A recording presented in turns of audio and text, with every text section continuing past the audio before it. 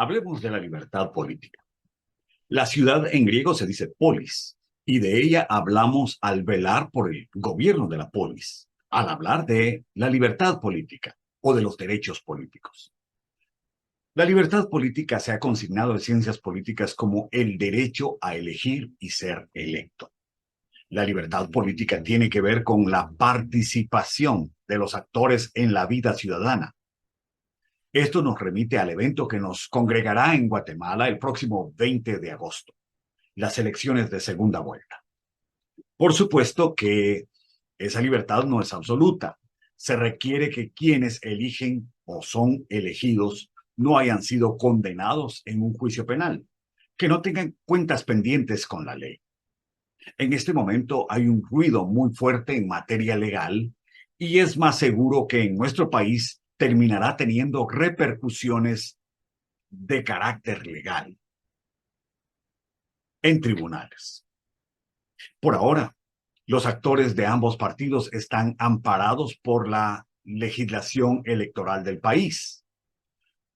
Y todo esto mientras en Estados Unidos se persigue judicialmente con juicios por los que se pide incluso cadena perpetua al principal opositor político allá. La justicia es la justicia y los de allá y los de aquí tendrán que ser oídos, absueltos o vencidos en juicio por los tribunales. Aparte de tales deudas, el derecho político de todos los ciudadanos está protegido por la legislación guatemalteca. No se puede decir más en esta materia. Sin embargo, hay otra libertad involucrada en el sustantivo ciudad. Se trata de otro vocablo, en este caso no griego, sino de latín, civitas. Y con ese latinismo hablamos de los derechos que tienen quienes habitan en las civitas o en la ciudad, o nos referimos a ellas como libertades civiles o ciudadanas, o derechos civiles, derechos ciudadanos. Como veremos, no son lo mismo las libertades civiles o los derechos civiles que los derechos políticos. Hablemos de la libertad en sentido civil. La libertad en sentido civil consiste en poner límite al poder discrecional del que gobierna, para poder ejercer el derecho a la vida, a la libertad y a la propiedad. A esto le llamamos también Estado de Derecho.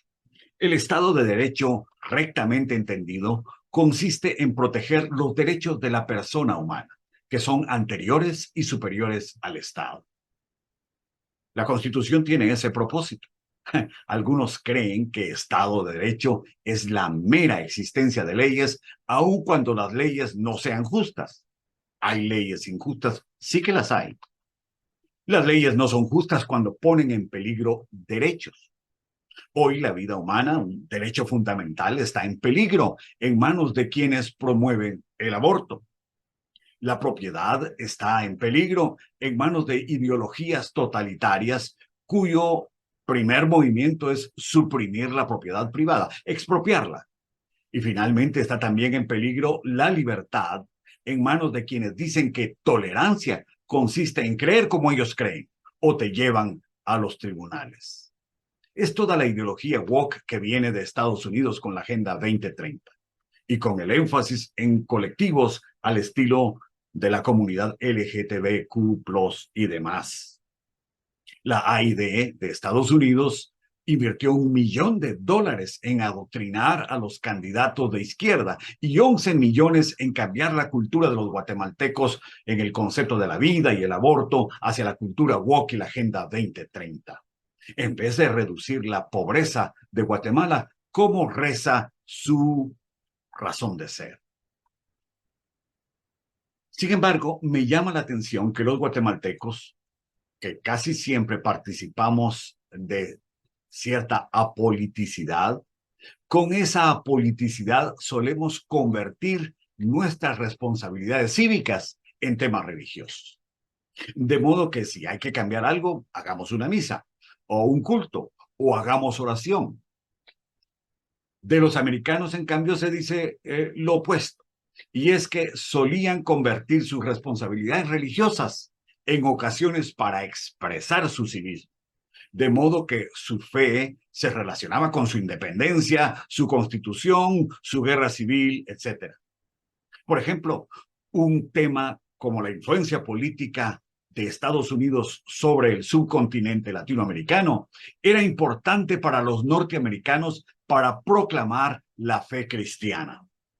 Y muchos hoy agradecemos enormemente ese gesto. Ahora, no sé qué piensa usted sobre los candidatos que están en juego ahora. Y al final eso no es tan importante porque en política siempre podemos equivocarnos. Lo que definitivamente es interesante hoy en Guatemala es que los cristianos hayan decidido hacer de esta elección una elección por los valores, por la vida, por el matrimonio, contra el aborto, contra las implicaciones menos nobles de la Agenda 2030. Eso dice mucho de la responsabilidad cívica de los guatemaltecos y es algo que debemos cultivar de manera más informada en el futuro y apreciarlo hoy en alto grado.